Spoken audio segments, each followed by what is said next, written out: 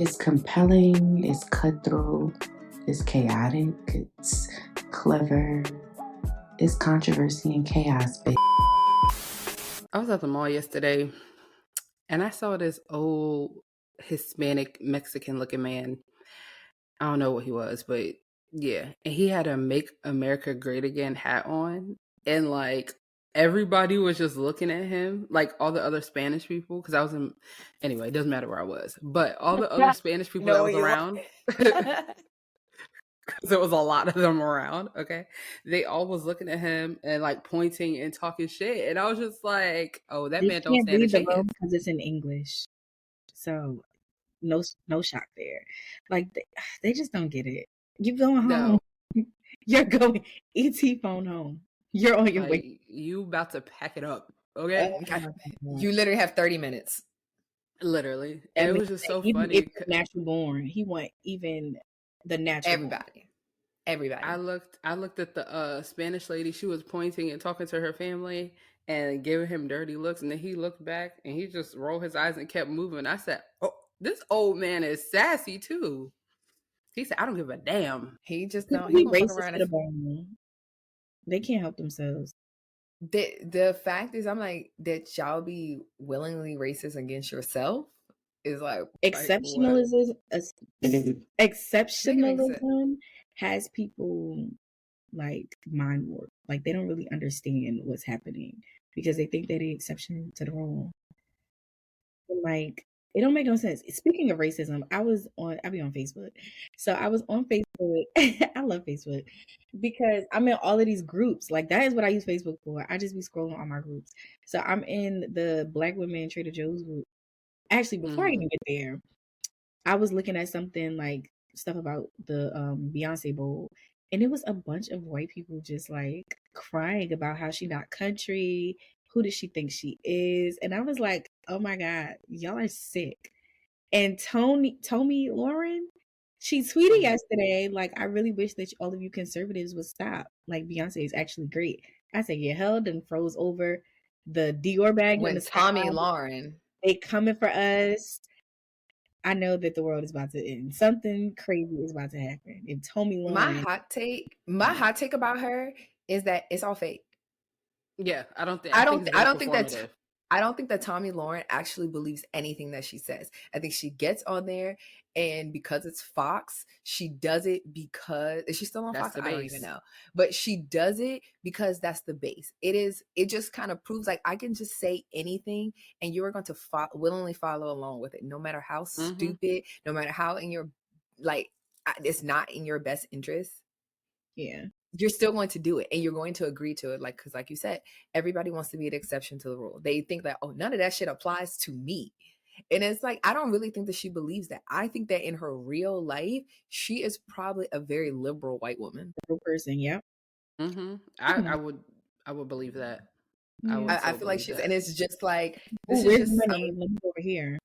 Yeah, like, I'm just a talking head at this point. Like, I really don't believe any of the shit that I'm saying. Mm-hmm. Doesn't pays, I suppose. I don't know. I never tried it, so. But let me intro this thing so we could get to the real meat and potatoes, which is the Beyoncé Bowl. Hello, everyone. This is the first episode of the year, so Happy New Year. Welcome to 2025. This is Controversy and Chaos, episode 47. Look at that.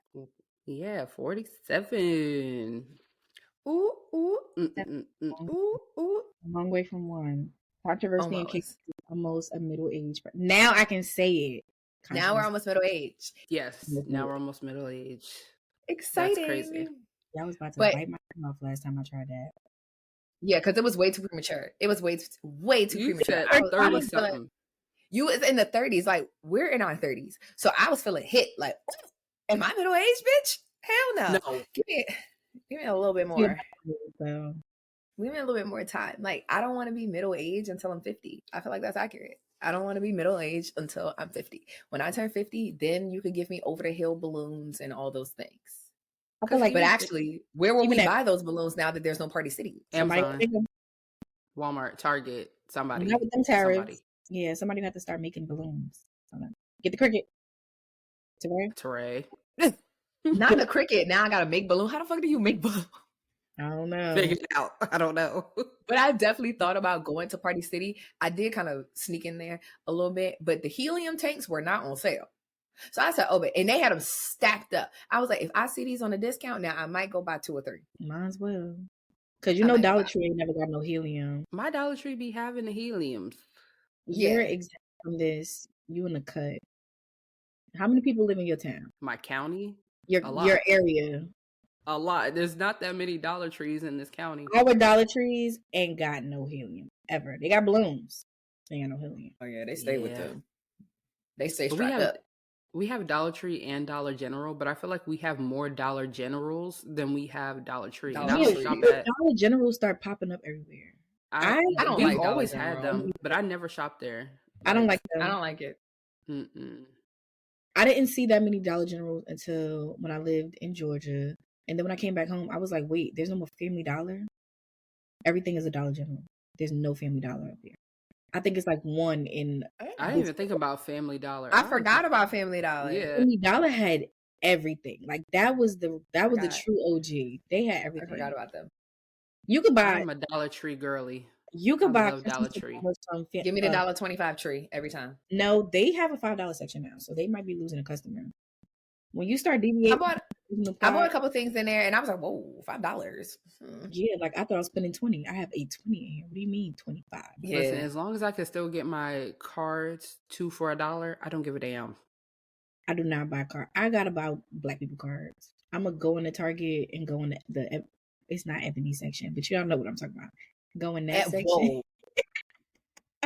Excuse me. I'm gonna go in the Ebony section every time. So what kind of cards your Target is selling? Right. Mahogany. I don't even know if that's any better. Like, no, it's the mahogany card. Listen, I'm not paying 5, 6, 7, 8. I'm not spending that type of money on cards unless I know the person is a card person. Like for me, I keep all my cards. So if you spend that type of money on a card for me, your money will go to use. But for people I don't know like that, I'm not spending that much money on a card for you because for what? So it can go in the trash or in some random drawer. That is actually when I do. That's because my best friend owns a stationery company. So like when I buy cards for people at work, which is rare also now, especially, I buy them a card from the brand. I slide it to like my ED. I did get her a card from her. Slide it. Oh yeah, I got this from just to buy a new customer. But like me and like my daughter, for example, I'm not buying her a card from them. I'm going to go to the store and buy a little number card that's $5 or some shit like that. Something funny. But I do go to Target and I go to the Ebony section and I get a black card because it just feels better. And yes, I do end up spending $30 on cards, but I love me an Ebony card. You know what I could do with $30 up in the Targets? Yeah, I know, but I can't help myself. And y'all know, don't buy my ass no card unless you wrote in it, baby. That card is in the garbage. Please, people, I do not like gift card. I'm just going to get a card and put just on the don't front. waste your money. Love ya. Here you go. Take your gift card. Save your money. Like I only keep cards that somebody wrote something personal in. Other than that, one card our entire friendship. No, you're giving me more than one. One, because you always lose them. Mother's Day. So, I give a card. I don't remember giving card because in my head I would never buy you a card unless you bought me a card. 1 year you bought me a card. For the wedding you bought me a card. You wrote in it. That don't count. You didn't give it to me, so I got it. Like I feel like a year later. So every time you get me a card, you lose it. Whoa. Yeah, I'm not gonna. Them. They're on my desk. They're in my little So Sierra, now you see I have like a little cards, and they stay in my card. Yeah, I have a little stationery holder on my desk, and I keep the cards. That's where they are. If I went through all the papers in there, I could probably at least give out like 3 cards that Michelle gave me. They're in there. I keep them. But just a generic happy birthday, love grandma, trash. Done with that. Not the grandma catching the strings. Remind me to write every card. Write a paragraph in every card. Or don't give me the card. I promise you. Give her an index card. Sierra does it well. Sierra sends me a nice text. Usually I screenshot the text. So if I go through my screenshots, I probably have every long message that somebody ever sent me, like a card. That's all I need. Or if you really feeling like you want to write a whole bunch, send me an email. So Sierra, you throw cards out. No, I don't. No, Sierra keeps cards. I throw them away. I keep mine in an accordion folder. It's real bad. No, yeah, I have like boxes of cards. I need to go through some of them. I've had cards from like my 14th birthday party. Now, see, what you doing with that? I do have my 216 cards. Yeah, in my mind, one day I'm gonna sit down and make a scrapbook of like important events where I pick out like my favorite cards to put in there, but I just haven't gotten around to it. I told y'all that my mother's godmother, she used to, every Christmas, she hangs all of her Christmas cards that she gets from people over the year over her, well, she's not here anymore, but she used to put them over the doorway going into her living room. The archery thing. Yeah, it was so pretty. That's actually a cute decor little moment. Mm-hmm. Yeah. Tori's not keeping the cards. We know. Imagine to the Coopers from 1994 all the way to 2024. It's beautiful. Yes, that's cute. I mean, that's a picture. People put their pictures on the cards. Like now, the shit that I do be having that I have to like eventually just make myself throw away. People's wedding invitations, their save the dates. I'm sorry, but I don't want y'all on my fridge for 5 years. Yeah. Go. First of all, it was never going on my fridge, period. Every January 1st. I put it there so I remember, like, oh, okay, this person saved the date. Or when I'm doing like my mental calendar, I'll see it. I'm like, oh yeah, don't plan for such and such time because we have a potential event to go, like a major event to go to. So sometimes I'll keep that stuff, but some of these other things, I don't want it. My brother's refrigerator is filled with other people's like engagement photos, and I just be like, take this shit down. Not only that, I feel like I talk about how I am an aesthetic girly to the core, even in my house. Like, I don't like looking at a bunch of different color, different patterns, different. I don't like that. Like, it drives me insane. I don't want all that on my refrigerator. The only thing on my refrigerator is one magnet, two magnets. They're both hearts, but they look differently. They're very small. 2 pictures, one of me and Matt, and then one of Matt and his line brothers at a wedding we just went to. So this is fresh. This is like September. Before that, ain't not a picture on there. Not a one. And then I have my 2 calendars. That's it. But you have pictures up in your house, right? No, I don't. I'm coming to take a Polaroid and leave it in a random place in your house and just wait till you find No, that's fine. We do have Polaroids. Like Celine likes to keep her Polaroids with her grandparents in her kitchen. So she has hers on her little thing. She picks them up and looks at it like, oh, baby Celine. I'm like, girl, whatever. The only reason why I don't have pictures up in this apartment, because in my old one, I had a whole gallery wall. But I'm so indecisive and I don't know where to put it. So a part of me is like, oh, put it in your hallway. But then I'm like, okay, when I do my content in my hallway, I don't want this stuff on the walls in my content. Then it's like, it's just figuring out where to put it. So yeah, that's why I don't have any real pictures hanging up. Not because I don't want to. It's just where, I don't know. I feel like I need more wall space. My apartment is very like minimalistic. You know, those like, people I have hella windows. Like where I'm put it. Walls everywhere. Yeah.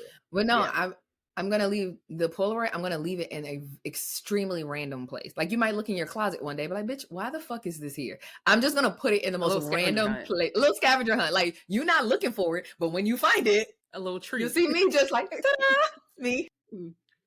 Oh my gosh. Oh, I just bought some new Polaroid rolls too. I got like 1.5 left. I hope that never goes out of style. Like I hope we always take Polaroid pictures at events. I know. Like Polaroid pictures and then the little like the cameras just aren't compact enough. Like if it was more compact, I could carry mine everywhere. But I'm like, my purse is this big. I could fit thoughts in one prayer inside.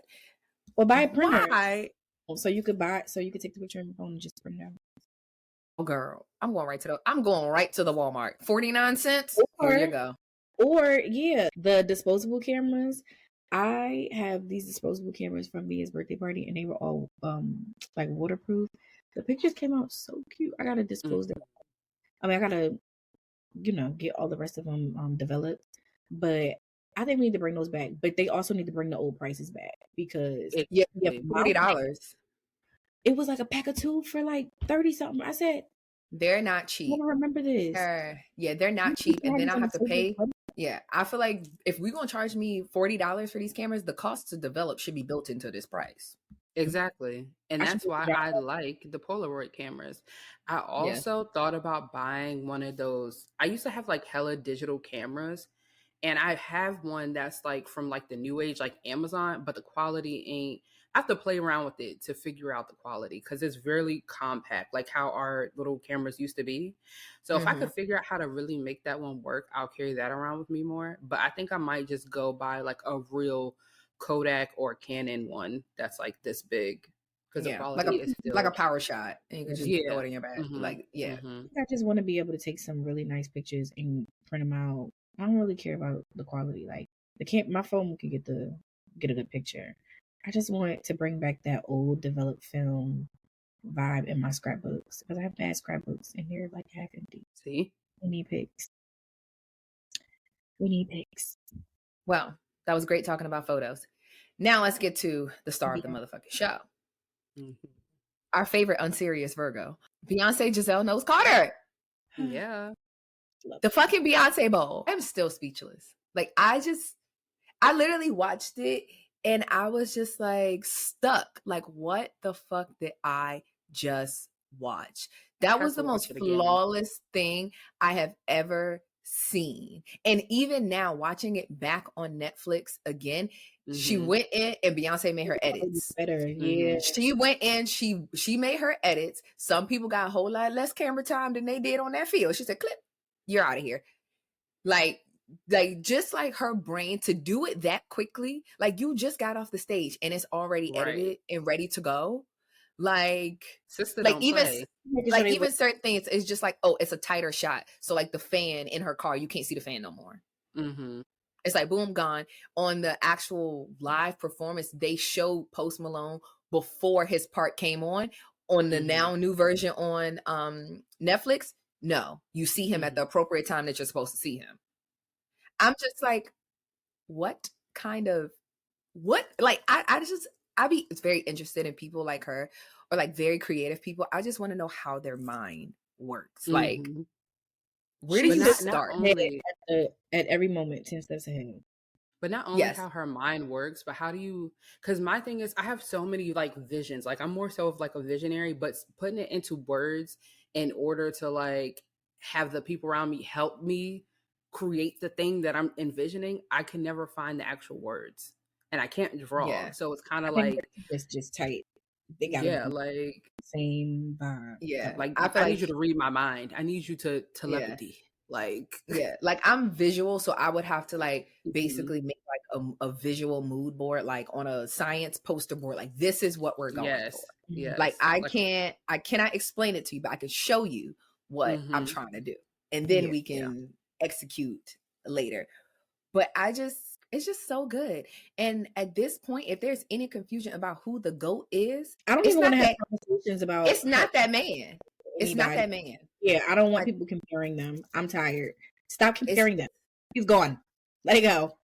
She is. Not only that, every year she gets greater. Her last performance is nothing like her next one. Like, we can't even argue about it. And I just like, it was just flawless. It was just amazing.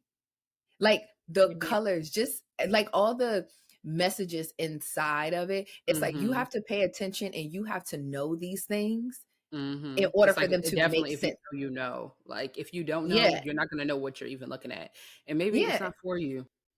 No, my favorite but is when she was singing Yaya, and I thought about the fact that she was performing this on a football field during America's favorite sport, and she's ridiculing America. I said, "Oh, this bitch, the whole album, the country album." Yes. Yeah. She's trying to tell y'all something. I was like, yeah, I think that put the nail in the coffin. That transition into My House, I want that played during my funeral. Like, it was amazing. It was. But the funeral, me, y'all can't even see me. I said, yeah.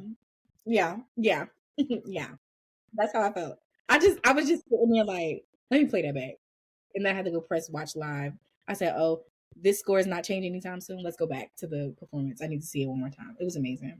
I didn't give a damn about that game. I'm sorry. I've watched this performance at least at this point. I've watched it at least 10 times. On a loop. I've watched it at least 10 times. And it's like every single time I pick up something different. Mm-hmm. So like when she was coming in, like obviously everybody's paying attention. Like who the fuck sings on a horse? And sounds flawlessly on a fucking horse. Also, people were critiquing the fact that part was pre-recorded, but and I don't understand why that's a critique. Because when she was. Yeah, but my thing is that was more probably of a safety reason. You That's think if a horse heard all that noise and people screaming and chanting, that thing would have Chardonnay would have been gone. Because into a football field, you can't just block off a whole tunnel like that. Like there's so many things going on during the game. Her blocking off the tunnel and then transitioning that quickly into the full performance. That you wouldn't have been able to do it in that amount of time. So it's like, yes, you have to pre-record some things. Like, but why does it matter? The mic was still on. She still came through the tunnel. She came through the tunnel on a horse with the Cadillacs lined up, 16 of them. And it's just like, I don't know if y'all actually know this, but Black people are the reason that Cadillac exists as a brand today. Mm.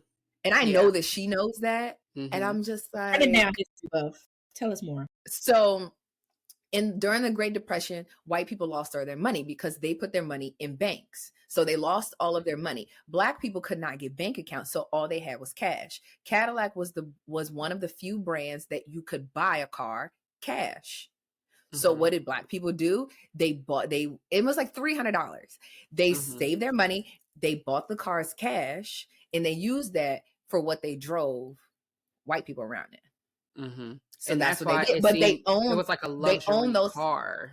Yes, it seemed like it was a luxury car, but they own those cars because they paid cash for it, whereas white people could not get anything.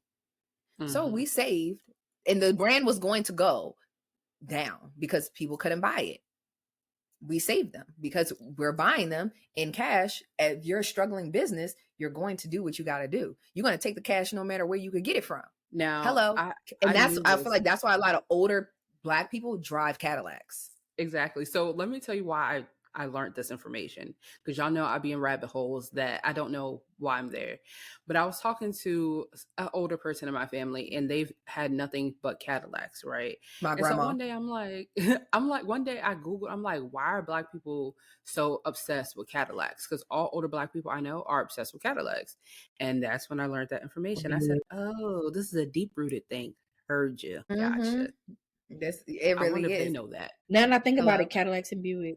Mm-hmm. Yeah, it's just like you typically saw Black people driving those, and even I think it's still present today now. Like my mom wants an Escalade so bad, and I'm just like, I feel like granted it's very nice, but I think it's intrinsically rooted in us. Like, yes, this is like when I tell you, my grandma did not play about her Cadillac, and if when one died, oh baby, she was getting another one. She used to tell you like, don't slam her car doors. This is an automobile. Don't do that. Close her shit gently.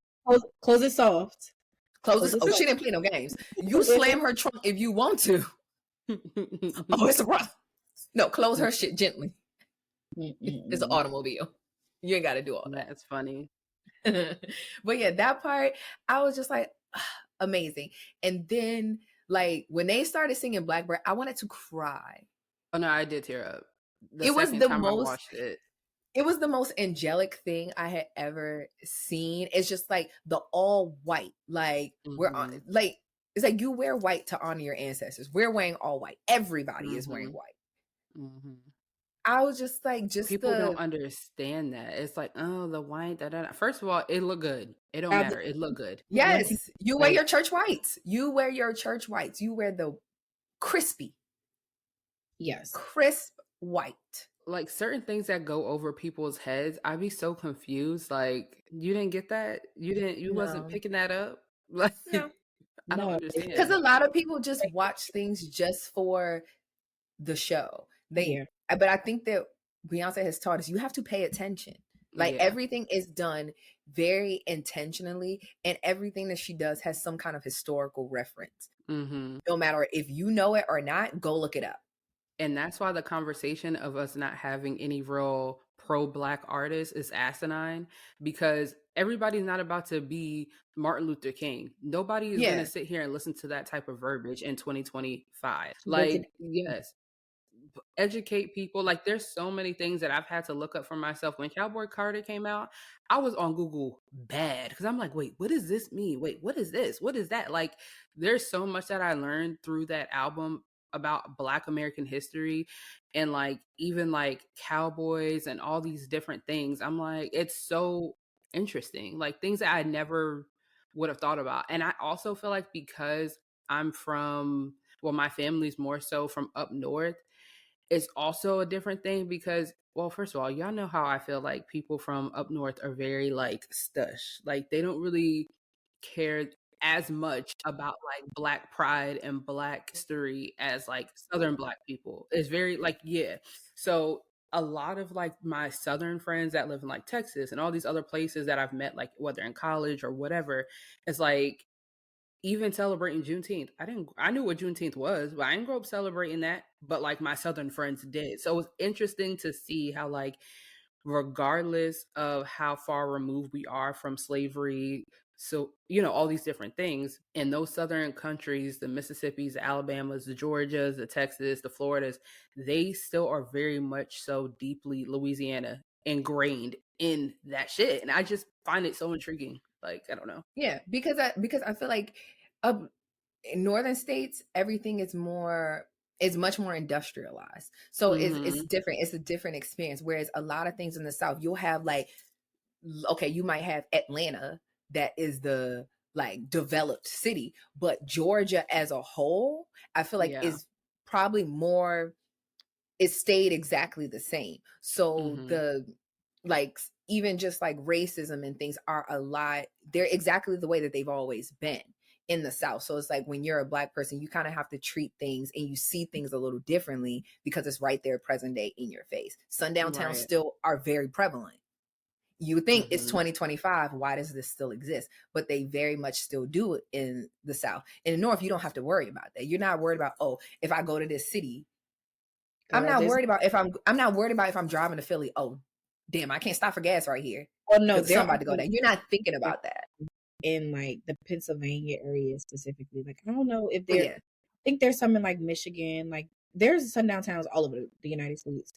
There's probably more, of course, in the South, but I know when one of my friends live up here, to travel to her house, you can only get there from my house one way in this back roads. And I always found myself dropping her off at night, and I always say, like, thank God my car is in good condition, because I would not be traveling on these back roads with a car that could break down, because it is very much hick town. And if you on the side of the road, you better pray to God that the police get to you before somebody else gets to you. Like, Coatesville is not somewhere that you want to be. Yeah, in some areas, I don't even want the police to find me. Yeah, basically. Yeah. And it's crazy, because there's a sundown town in like North Jersey. People always talk about it. I think it's Island. The police, you don't want their police to find you. They're very racist.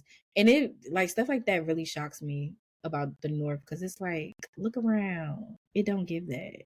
But it'd be these little pockets of areas where you really got to fear for your life if you darken in a little paper bag. Like, it's crazy that we have to go through that in 2024, and we can only imagine 2025. Yeah, but that's what I'm saying. It's like, it's smaller populations. Whereas like in Georgia, no, baby, outside of Atlanta, outside of the Atlanta metro area, don't go there. Some of these cities, oh baby, you would never catch me. You would never catch me nowhere in West Georgia. When you had to go on that camping trip? No, man, camping. With your job? And he was like, girl. Oh, yes, absolutely not. That was the scariest shit ever. I said, oh, wait, what the fuck is going on? I cannot be out here. And I had to explain to them, I am Black. Yeah, no. Here, y'all some Australian people. Y'all don't know what the hell is going on. I will not be trapped out here. When the sun go down, I'm getting the fuck up out of here. So yes, I'm out. Instantly, immediately. I gotta go home. And they don't understand, like, foreigners, especially foreign whites, they don't get it. They just be like, are y'all doing too much? It's like it's a movie to them. And it's like, no. Like, it's bitch, really Django is real.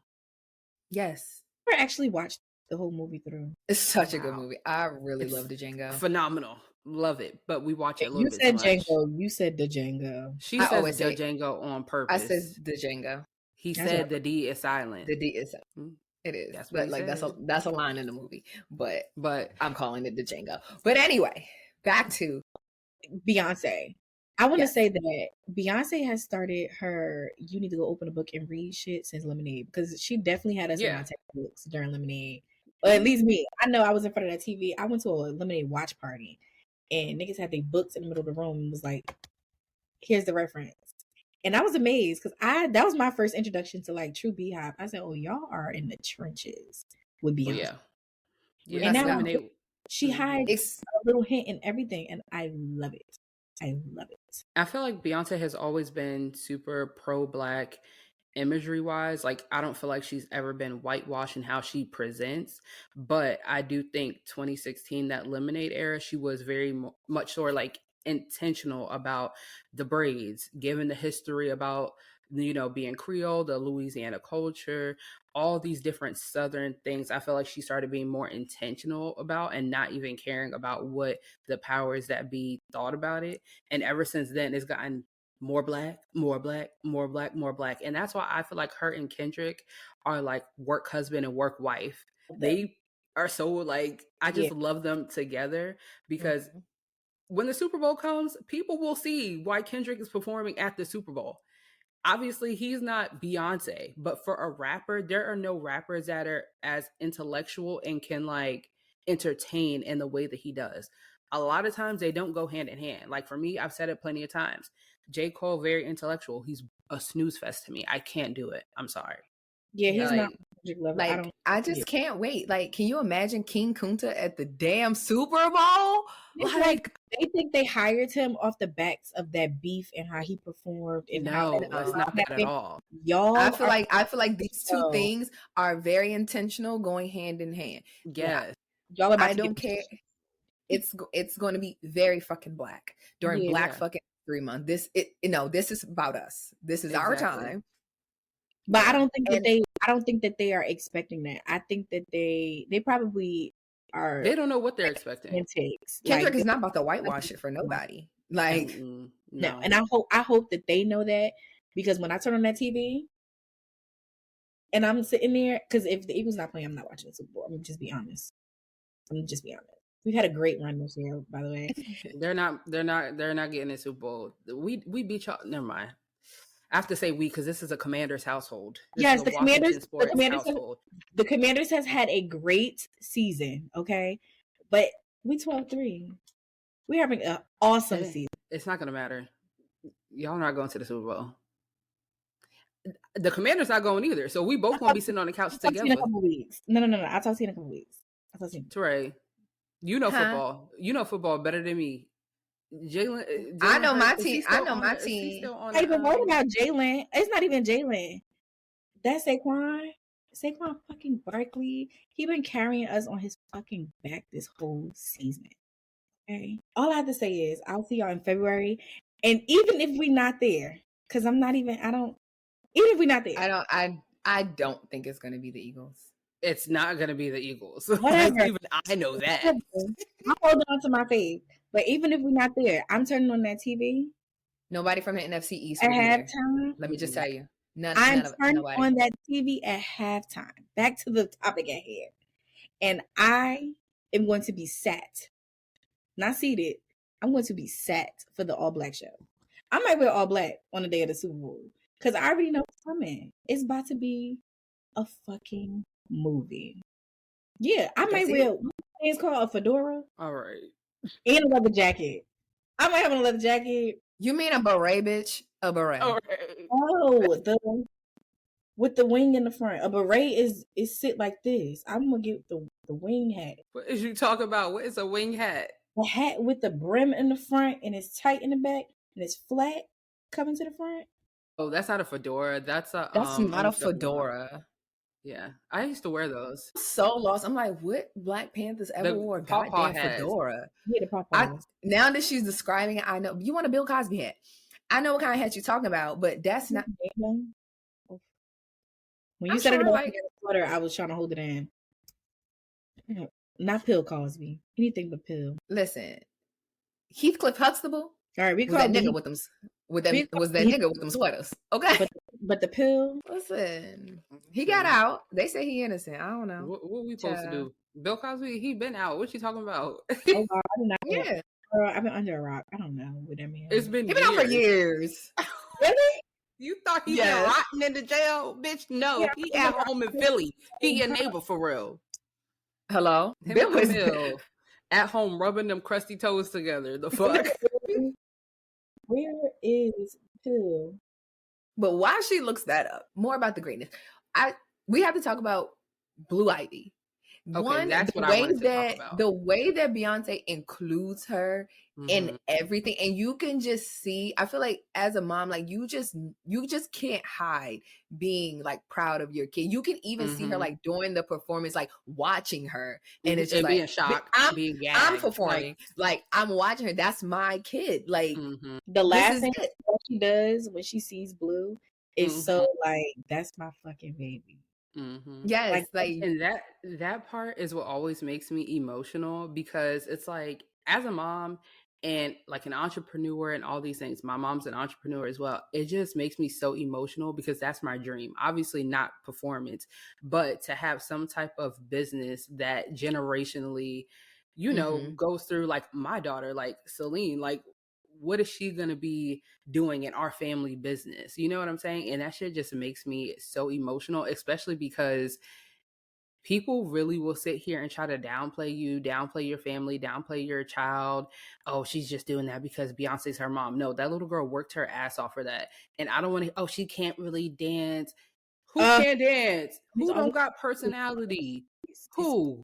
Auntie. In her little boot fitting heels things. I said, every time I see the clips and I see her little personality shining, I literally tear up. No lie. Like, it's the weirdest thing, because I'm like, I do not know Blue Ivy to save my life, but I feel like I'm a bigger fan of Blue Ivy than I am of Beyonce, because the resilience, like looking back at clips from the first Renaissance show to her at that halftime performance, it literally made me emotional. And I just thought about my kid, like, we will have a successful family business that my daughter will be the boss of. Like, I do not be surprised if in a couple years Blue Ivy is, you know, that one little princess of pop or whatever we gonna call her, because I don't know if she can sing for real, but maybe she might rap. Maybe, I don't know. I think the dancing is just really the start of like where her star will shine. And I don't know, it makes me emotional. Yeah, it was great. And it was one of those things, like it was so seamless that people didn't notice she was there. Yes. And I'm just like, when people say it, I'm like, she was on the stage at Yaya. She was the second girl. She was right behind Ashley. She just had on a hat. When she was dancing with the band, she didn't have on a hat. She was the only person other than Beyonce without a hat on. You could see her running back down the stairs after she said, "Hello, Beyonce." She's running down the stage, actively on the field, like performing at the same level as the dancers, like not missing a step. Like she looked, even when they were doing Texas Hold'em, like it was so seemed the footwork was crazy. I was like, oh, this is a Texas baby. It's a Texas baby was going crazy. I said, okay. Yep. Yeah. We love that. It was just a great mother-daughter moment. And it's like, you can tell that that's how their family is. You can tell that that's how Tina was with Beyonce. And it's just like, it's just a natural thing. Of course, you want to protect your child at all costs, but it's just like, at some point you can't stop them from being who they're supposed to be. And it's just like, okay, I'm gonna let you do it. But I love that she also makes her work for it. Like, no, you have to prove that you can do this. Your kid's gonna mimic what she sees. If she sees you working hard and y'all dancing, y'all are all a very active entertainment family, she's gonna have something's gonna spark. And I'm glad that she's like feeding that curiosity, because maybe, like you said, maybe it's not going to be dancing, but it's going to be something. She's going to know she always has that support. She has the stage. All Beyonce had to do was feed it. And I think that goes also back to my point earlier. I was talking about the Black Women in Trader Joe's page. And one of the ladies, every Friday they have this thing called Talk Your Shit Friday, where you talk about something non-Trader Joe's related. And the lady was like, if I'm being honest, I didn't turn on the TV to see a little girl perform. I turned it on to see Beyonce perform. In the comments, it passed the vibe check because everybody was like, the fact that you thought this was a safe place for this type of comment, like digging in her ass. I had the comment. I said, hey, so this is weird. And everybody was like, yeah, this is very weird. And they was calling her old bitter. I said, yeah. You should go because running high because this is weird. It's giving old bitter bitch. It's giving old bitter bitch. Yeah. And mind you, like, Blue had her, her not solo, but like had her camera time. But if your eyes wasn't glued on her, you could have missed her. I missed her so many times. The only reason why I started paying attention is because I realized, ooh, she's the only one without the blonde wig. Yeah, she's the only one. And have a hat on. Yeah, but other than that, it was so seamless. Certain times she had a hat. Like in the very beginning for Yaya, she had a hat on, but she had on braids. And I noticed her braids first because I'm like, wait a minute, she just had those braids at the Lion King premiere a week ago. So those are the same braids. Something. I think during my house, when she was in the middle, you could right behind her. Beyonce organized it so that like when they did certain movements, it still went in and stopped at her. But Beyonce was still like the focal point. Right. Yeah. Yeah, She was up there on them bleachers, tearing it up. I said, "You go, girl." What? But it was so good. Even just like the song selection, the artist that she chose. I'm happy, of course. All the girls from Blackbird, they looked amazing. Oh, they looked so good. Like every single one of them. About that. I wanted Miley. I know, like, of course, we want Miley, but it just feel like for the song selection, it's like two hands to heaven. I mean, not two hands to heaven. Two Most Wanted just didn't fit in the song selection. It was nowhere. I didn't feel like it just didn't fit because I'm sure I wanted Two Hands to Heaven, but we wasn't getting that. Yeah, that I understand. But people wouldn't have understood. We wasn't getting. It's like the songs that we didn't get Bodyguard. We didn't get Desert Eagle. Desert Eagle is that girl. I wanted that. Didn't get it. My day. We didn't get Tyrant. It's like a lot of things we didn't get, which is like, I get it. It's only 13 minutes. So you can't have everything. But I feel like would have been so sick. Yeah. I think like that stuff I knew we weren't going to get. Like, that's cool. Yeah. Yeah. It just wasn't going to. My faves. So yeah, I just felt like it wasn't going to fit. But she made Post Malone take a shower. Oh my God. Like, listen, and y'all know I don't really like white men, but I was like, oh wait. Ew, no, my sister-in-law said that. She was like, oh, he looks good. I said, ew, who? No, he's still, I mean, he just looks cleaner. Like, he still look nasty. But then my niece, who is 4, said, yeah. Yes, my niece, he looks who gross. is 4, she was like, is that a zombie? Is that a zombie? I said, he not no zombie. She said, what's on his face? Is he a zombie? I'm sorry. The tattoos. If y'all ever see me with a white ear, you better know it's going to be spicy. If you're a spicy white ear. He's not a spicy white, though. He's not a spicy white. He's not. But if you ever see me, that's the type of, the tattoos. I think it's the tattoo. The tattoos don't make you spicy. Look at MGK. He was spicy and then he reverted back. I want him to look like Post Malone, but spicy. Maybe Creole. Ew. I could do Jack Harlow. Ew. Oh, ew. You need to be shaved. You need a well-shaved man. No. I don't know. I can't think of one person that I'm like. I found one. He in Louisiana. I was looking for him when I was. They do have the fine whites in there. Well, some of them. Some of them. Your daddy just can't be a racist. Yeah. And that's, listen, might be. But overall, I thoroughly enjoyed the Beyonce Bowl. I'm going to go watch it again after this just because there are certain things that I feel like I'm missing. January 14th, my prediction is that we are going to get the third album, Act 3 announcement. Maybe it might all come with the tour. I don't know. But I'm excited for rock era. I don't think it's going to be a tour, but some people I don't think Cowboy Carter is coming with a tour because it's just like, I don't think so either. I don't feel like it's coming with a tour. Because after that performance, what else are you going to do? A Black Rodeo performance. But she'll probably be the headliner of the rodeo, Houston Rodeo. Yeah, which is just like, that would be fine. But I just don't see a tour happening. Because it's just like with Renaissance, she did no performances. The only thing you got was the tour. Yeah. Oh, before we move on, I loved how when she finished Blackbird, when she was walking on the stage, that she played Freedom. Like she really just be like, "Fuck all y'all, fuck all and of it you." was very subtle. And when she yes, it was very God bless subtle. Texas and all this stuff. Yeah, God need to bless Texas. Whole lot of red in this white and blue. Ain't lying. Oh, there is a prediction that the new album is coming. We just don't know what it's going to be. People keep saying heavy metal. I don't know if that's ever going to be a thing, but Not with heavy Beyonce, metal, but rock. Really never know. I could see rock and I could see her paying homage to Tina Turner. I would love that. But they were saying that because in the last photo of her on a horse, the flag went behind the horse, and I was like, and then there's something.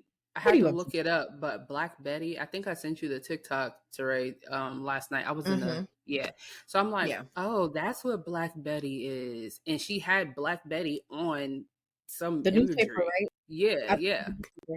So that's why I think they are right about telling us what's coming for a long time, and it's coming on a Tuesday. She's about to reset everything, because even when she did her first of all, I didn't even know that you have to submit your songs to be certified. I didn't know that. I thought that they were just counting.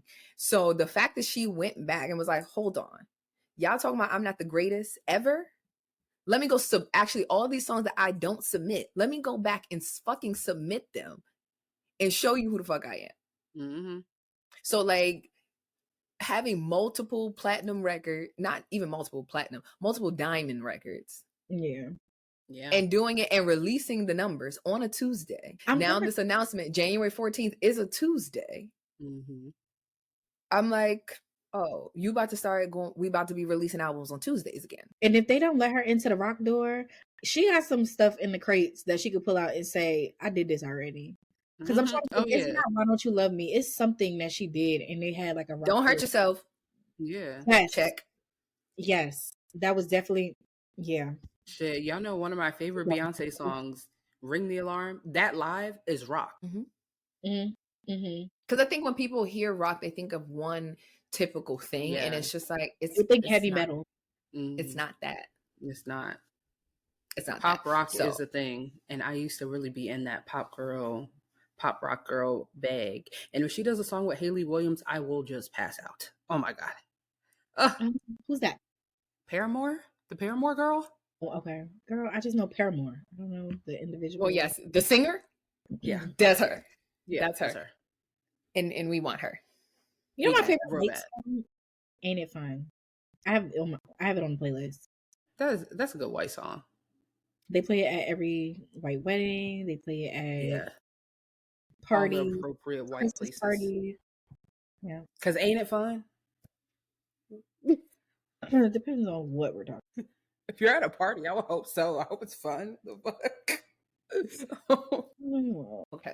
I know we said that we're not going to do like resolutions and stuff, but is there anything that y'all are looking forward to in 2025? Fresh start. Normally, I count my birthday as a fresh start, but this year I'm taking January 1st as a fresh start to really just kind of release all of the things that happened in 2024 and just like, I'm a new person. Not a new person, but like all of those things, all of the drama, all of things, whatever is back there, and we are not revisiting what was in 2024. Okay, Mary, no more drama. Yeah.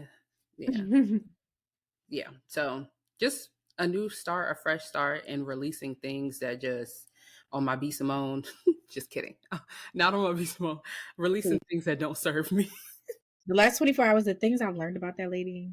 Please. Yeah, she's just, we're not even gonna get into her, but yeah, that's my resolution. I normally have like a long laundry list of goals and things that I want to accomplish, and I don't have that. I just want to give myself a fresh start to just be and do the things that I want to do without worrying so much about the cause and effect of what I want to do and all these different things. So refreshed and renewed. That's all. Okay. Shall we make you? I don't have any resolutions. Every year I actually have my books right here because after this, I'm gonna write. Well, I'm supposed to write it down, but every year I write like what I want for the new year, like going into the year, and I put it on my altar, and I read it the last day of the old year going into the new year. So I'm gonna read it now instead of waiting till then because it's quiet around these parts these days. So I'm gonna read it and go through it and just like look at what happened and what like didn't happen. I was like reflecting yesterday because I somehow knew you were gonna ask this question. And I was like, I just have a spirit of expectancy because this year has not been a bad year. I was like trying to, when you be trying to find something to complain about, I almost felt like I was doing that. Like, I don't really have anything that knocked me down. Like, I had like one thing happen and I was like, ugh, why is this happening? It's been a really good year for me. And a lot of things that I didn't really expect to happen happened. So I'm just going to go into 2025. Like, my prayer is always like, God, make me a vessel, give me the energy and the provisions to do all of the things that get me closer to your will for my life. And that's it. But I'm gonna go through that list. I might have some things that I put on my new list, but I just want to be happy, healthy, and I want to be able to take care of my kid. So I have a spirit of expectancy going to 2025. No super long list this year. I'm going to keep it. Because when I look, like, I feel like every year when I actually look at the list of, I guess, what do you call it? Resolutions that I put, I end up getting through them, like crossing everything off the list. But when I turn on the back of the paper and I look at where I wrote all of the ways that I would get there, it didn't happen that way. So that's why I'm like, I'm just going with the flow. I just want what God wants for my life. And we're going to see where we end up in 2025. That's kind of how we got through this year. Okay, perfect. Well, for me, I am making a resolution. I promise you I'm not writing a single thing down. The only things, 2024 was like my year of self-reflection. Y'all know I was very big on that. Like, okay, in what ways am I the problem and how do I fix it? I feel like I got a lot done in 2025. I mean, in 2024. Well, speak that into existence. I'm gonna get a lot of shit done this year too. But I feel like for this year, I think my overall theme that I want for this year is just grace. It's just giving myself grace, really trying to give other people grace, and like eliminating a lot of negative shit. Whether that be just like negative thoughts about stuff. Like I literally went through on Instagram and I unfollowed every blog. Like I unfollowed every single blog page because I'm just like, it's just so much negativity on a day-to-day basis. Like, and it's just like one thing, like, of course, everybody reads the comments. Everybody clicks a post, go in the comments. And I just be like, this is just full of a bunch of hateful ass negative people. Y'all wake up, like, this was posted at 7 a.m. Why y'all niggas negative first thing in the morning? That's exactly why I do not click any comments. And I only follow now 2 blog pages because I need to know what's going on. We got shit to talk about. But I don't read the comments because they just piss me off. I just rely on you for that. I just hate facetious headlines. Like, it's just too much. I just don't like it. And I'm like, you know what? I actually have the power to change this. Unfollow, unfollow, unfollow. When I tell you nobody, not a shade room, not a unfollow. Everybody got to go. I cannot take it. Like, yeah, there'd be some positive things mixed in, but there'd be a whole lot of negative shit. Like, even just down to the, oh, bitch stole my look. Like, I just don't want none of that shit. I just don't want as little as negativity as possible. I just don't want it. Because I feel like that shit like really affects you. It does. So I'm like, nope, I don't want that shit. If I need to know about what's happening in the world, I could turn on the fucking news. I could look it up. I could go read an article. I could do a whole lot of more things to stay abreast of actually like real things that are going on versus just dumb shit that just takes up mental space. I don't want that. So I want to have less negativity. Whereas like even just like negative thoughts, even ways that I think about myself, like I don't want to wake up and be like, oh, I can't do this. Like why am I thinking negatively before I even attempt? I've never done anything or set out to do anything in life that I didn't actually accomplish. So why am I being negative before I even attempt? So I'm just like, we're going to focus on just giving ourselves grace and removing a whole lot of bullshit and negativity. Yeah. So that is all I want to do for 2025. That's it. I love That's that. good. I will say during my social media break, I was reading, I think it was like Ecclesiastes. Like y'all know I'm Sierra, you be making fun of me. But sometimes I'll be like driving in my car and I just hear stuff. And I never read the book of Ecclesiastes. And I was like, I don't know why I'm getting this like feeling that I need to read it. So I read my devotional every day and I kind of deviated. I was like, oh, let me try to just like read through the whole book. So I Googled one day, like, what is the purpose of the book of Ecclesiastes? And basically, the book of Ecclesiastes is teaching people that basically, and it's kind of crazy because I'm about to curse, none of this shit matters. Like a lot of the things that we worry about, that we stress about in our everyday life, none of it matters. And I feel like it changed me a little bit because I just started feeling like, yeah, this stuff that we be stressing about, the stuff that we fill our time with, like, just none of it matters. And so when I got back on social media, I was like, shut up. Every time I seen something, I just would be like, shut up. And so I started pressing that because I spent most of my time on Facebook. X, that little see less of this, because if you sit and you have that phone in your hand all day, everything you consume online, you'll start to think, you'll start to say. And during that break, I think one thing that I really enjoyed was, wow, I can only hear my thoughts. When you start to take in too much of other people's thoughts, it becomes your thoughts. And I just kind of want to be more in control of my fucking thoughts. Like, make decisions for yourself. And I used to think that this guy that I'm dating, I used to think he was being facetious when he'd be like, yo, you really need to like take a step away. I feel like when you say stuff, you be like regurgitating information. I used to be like, what? Who are you talking to? But it's very real. Like, if you don't take your time and like step away from everything, you will become that. And I didn't think that was true about me because I feel like I have a lot of thoughts in my head that are my own. But sometimes you gotta step away and it's healthier. And also reading. I got to read a lot of books. I didn't know I could read that many books in a week. But I was reading lots of books in my Bible. And it felt good to really realize that a lot of the things that we tarry over just don't fucking matter. And be where your feet are. I said that episodes ago, but like being able to really just be where my feet are has made motherhood so much easier for me, because things that I thought I was like noticing or catching or like being present for, I just wasn't really being present for because my mind was in a million other places. Proud to announce I haven't taken my anxiety medicine in months now because I'm just not fucking worried about anything but where my feet are. So hopefully we can continue that in 2025 because we will continue that in 2025. Yes, being drug free in 2025. Well, I don't know about that far, but yeah. I haven't done that either. I'm just so shocked. I haven't. I looked at it yesterday and I was like, but I'm also just getting over being sick or trying to get over being sick. Oh yeah.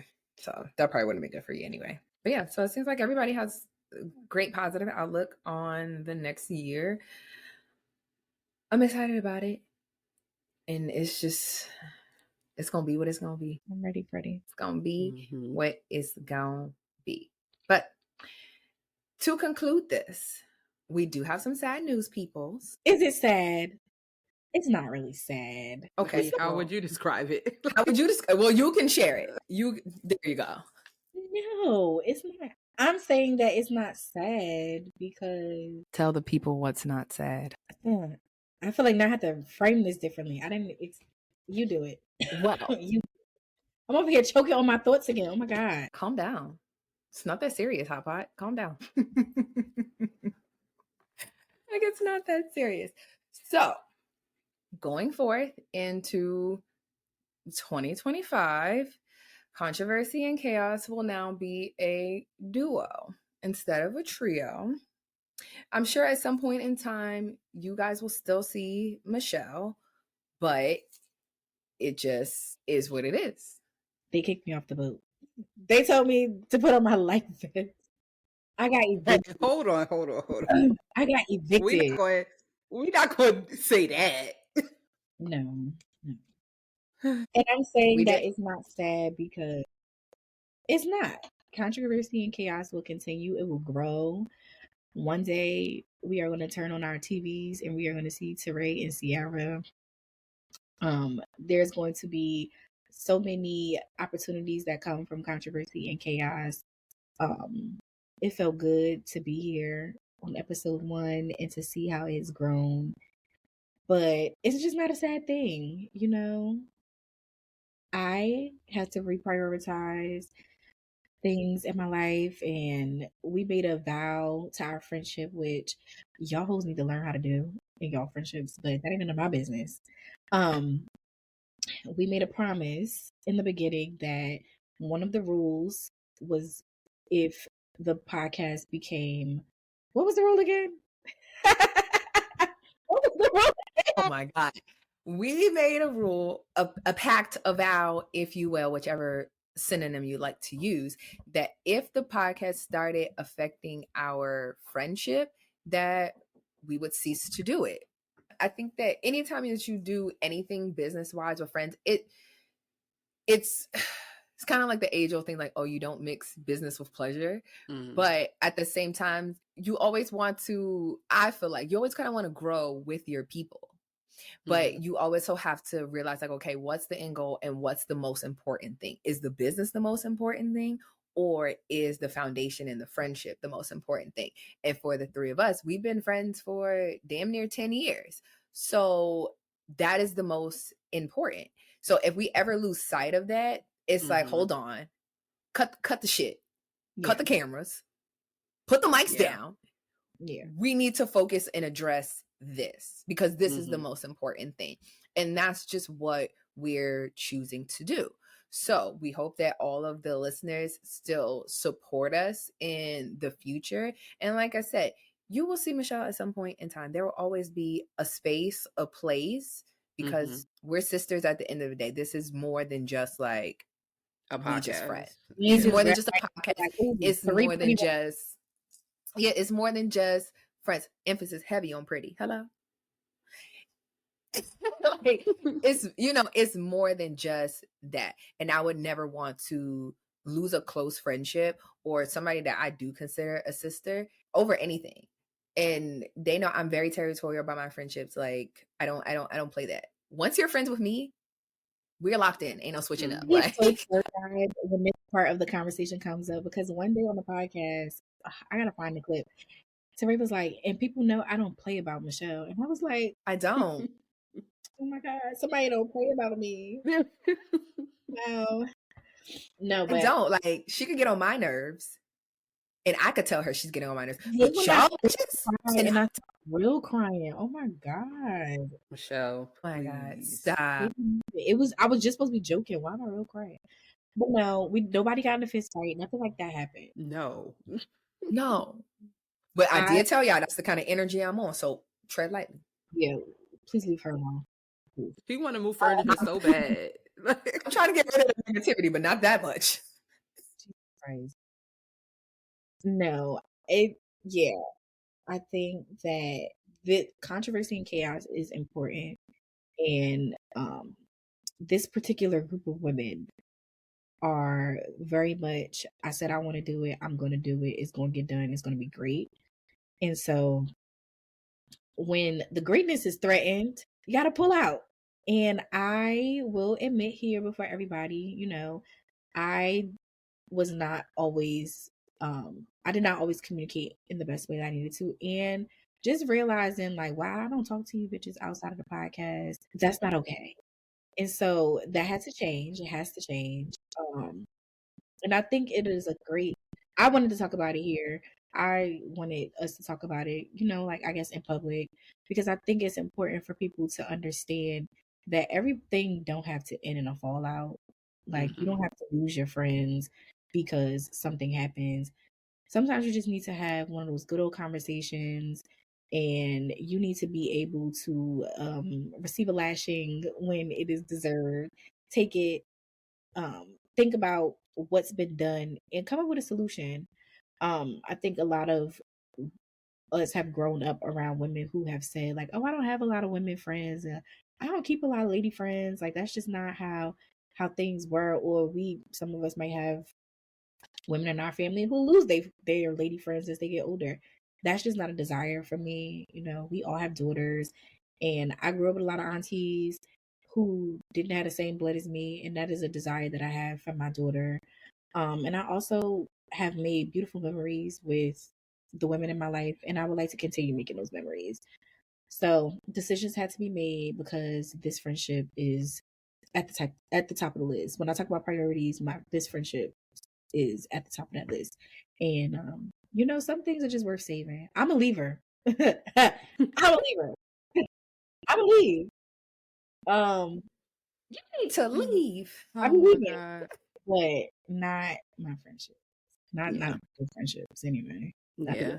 And I just would hate to have anything ever come to things that we've seen. Like, they always say, don't do pies with your friends and this, that, and the third. And it's like, I do think you can do business and you can mix business and friendship, but if it doesn't work, it's okay to say it doesn't work and you can move on with your friendship and you don't have to have a falling out. You don't have to be like, oh yeah, I love to be like, fuck them. I don't want to be like, fuck them. Yeah. Being on the receiving end of the fuck 'em, I never. You wasn't really on the receiving end of You the wasn't fuck on the 'em. You was more receiving like I a. don't want to be. Like, I've heard those things. I've heard the fuck 'em. yeah. I've heard what I don't even know what it's called with Teray, but I've heard Teray be like, you can be a ghost to me. Don't nobody want to do that. And to me, I just act like people don't exist. That's weird. I'm sure being on the receiving end of that is weird. Yes. Ain't no beef, baby. You ain't gotta see me. I ain't gotta see you. We probably never gonna cross paths again because I'm gonna make it that way. I don't gotta be in your orbit no more. Well, fortunately and unfortunately for us, if it ever did come down to that, we will still have to see each other because we share about 7 other people. So baby birthdays, baby showers. One of y'all friends can't stop having babies, so she gonna listen to this. No shade. Y'all bitches is fertile. but Yeah. So yeah. So it's just like those kinds of things. It's just everybody got to be adult. Yeah. Everybody has to be adults and express how you feel to your friend. And if that's really your friend, if that's really your sister, they will be receptive and everybody can just move forward. There will be moments of just like, okay, I need to self-reflect. It doesn't mean that, okay, I express how I felt and I need an answer right now. I also had to learn this. It's just like you may not get the answer that you're looking for right now, but sometimes everybody has to go to their neutral corners. One, cool down. You can't get a resolution in the middle of a heated conversation. It just doesn't work. Everybody has to go to their neutral corners, cool down, self-reflect, and then proceed forward. Yeah. Then everybody has to regroup. And that's kind of just what this is. Yeah. And it's fine. I need it now. If I want to have a conversation now, I want to have a conversation now. You can't do that in relationships with people. You can't. Everybody has different needs and you kind of have to make sure that all of those are met in order to even have a plan to proceed forward. So once everybody is like, okay, everybody's cool, everybody's calm, collected, now we can go for it. And I want to emphasize this and we can close this out. Like, you're going to have issues with your friends. Especially if you are friends for a long period of time, if you've never had any kind of like, you don't have to fight, but it could be like, bitch, are you well? Like, what's happening here? Cool? Like, is you cool? Like, there will be times where you may speak every single day, and then there will be periods of time where y'all don't speak like that. Yeah. if you feel a certain way, you can address it. Like, okay, hey, I feel like something's amiss. What's happening? There is going to be times where there's issues in your friendship, and I think it really speaks volume about how you care about your friend if you're willing to move forward and past it. Right. And really actively fix whatever the issue is. Like, you can move forward by sweeping shit under the rug, but that same issue will come up again. So it's just like, okay, let's just have a plan to tackle it. Yeah, now we arguing about some shit from 5 years ago. And it's like, why? Well, we could have just addressed it, cleared it up 5 years ago, and never think about it again. Right. Yeah. So, and nobody, I just feel like I never want to be in any relationship, friendship, family ship. I don't care where there's secret animosity. And I feel like for me, through the years, I definitely had to work on my delivery and how I conveyed that I feel some type of way. And I think I've gotten better with that. I use a lot more words other than fuck them. Okay. You do be talking. You do be talking. So, sometimes I might use a little bit too many words and I start rambling. But I just feel like I just want my point to be understood and in a loving way. In any relationship, friendship, you have to have tough conversations. Like, even with me and my marriage, it was hard for me to have tough conversations and just talk without getting upset and without, I'm someone, I don't like to argue. I don't like to say things that I know I'm going to regret. So I just won't say anything at all. And I've operated that way in my relationship for a long time. I operated that way with my family and with my friends. I will literally just ghost you in the situation because I don't want to say anything that's too overboard that I can't come back from. But now I've learned to go to my little secret hole, think about what it is that I'm trying to explain and why I feel the way that I feel, and then have that conversation opposed to an unnecessary blow up that you can't come back from. Yeah. Our conversations about my communication has definitely caused me to reflect on how I communicate with everybody. And it's an issue across the board. I'll say that. And I'm working on it. It is an issue because I said something to somebody the other day and they were like, why didn't you tell me before? I could have prepared. And I was like, I was nervous. They said, why were you nervous to say something? You need to communicate. I said, that's all I had to do? Communicate that I was nervous about something and we talked about it? Why and you're a talker. This just came that problem solved. I know. But I think it's the trauma. It really do be the trauma. And I need to we passed that now. And I think being past the trauma that has caused me to not want to communicate has made me realize that, okay, you can't wear this as a badge. Like, oh, I just don't want to communicate because I over communicated or nobody care, or you feel like, even in a conversation we had, I was like, I don't want to be considered or some shit like that. And y'all were like, what? We're your friends. We always consider you. Like, it's okay for people to consider you. I needed to vocalize that feeling. So, like Teray, you said, I think a couple years ago, you was like, you are saying that your feeling is one thing, but it's probably a million other things. You got to use your feeling wheel. Find it on the feeling wheel. And if I don't communicate, I can never get to the root of what the issue is. So it's definitely, I think if I do need to make a resolution, it is to be a better communicator, because even the small changes that I've made recently in my communication have lit a match or lit a light bulb, something. It's definitely changed, I think, where I thought certain relationships were going. Yeah, I like it. That's always good. I think also with communication, because I brought up emotions, it's like I can come off very non-emotional. I'm an internal emotional person, and dealing with my daughter who is very outwardly emotional, it's like a clash because although she's 2, I know this is what her personality is going to be. Like, she is who she is already. So thinking to myself that, okay, I'm teaching her about emotions and I'm teaching myself about emotions, because there are more than happy, sad, angry. Because that's where I reside. That's it. The disappointment is an emotion. It's a feeling. So telling myself there are ways to communicate those emotions other than just icing everybody out. So even that is, I guess that could be a New Year's resolution for me too. Like discovering the different emotions that I have and actually putting labels and feelings with them. You're not just happy. You're not just sad. Yeah. Emotional wheels for everybody. Yeah. Mm-hmm. I'm telling you, Sarah, you should look it up. It probably would help. It seems like one of those stupid ass things, but it's like a color wheel. It's like, because it's like happy, sad, all of those, like the generic ones. But then it's like, oh, yeah, okay, mad is the overarching one, but we could really take this to a micro level and be like, right, actually, disappointment is a part of this emotion. So it's like, I actually do feel that it's a subset of this. And it just helps to put shit into words, even if you just use it personally for yourself. Like, okay, when you're having your self-reflection, like, I'm upset about this. What do I really feel? Because being upset, it doesn't describe it good enough. Like, I got to bring this down to be like, oh, actually, I feel this. I don't feel upset. I feel this specific. So that way, when you're communicating to whoever, you're like, you can put a clear word to it. Like, this is the word. Here it is. I found it. It's that. So I think that it's beneficial for everybody.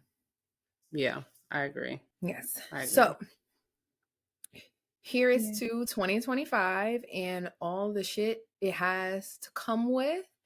I'm, dare I say, excited? Excited in some ways, nervous in others. We just don't be scared. Don't be scared. No, there's some shit to be scared. There's some shit to be scared of. But I'm ready for the roller coaster that this shit's gonna be, and I'm buckled up, Buttercup. Yeah, we're gonna need a lot of prayer. Into 11:11. God, please help us out. And so so new things to come, and if things get a little crazy in 2025, can we come stay with you? Who? Why would we want to go stay down there? Why would we want to come to Georgia? I'm just saying. I feel like this where the shit gonna pop up first. I'm nervous. We're gonna be on fire. Get you, y'all.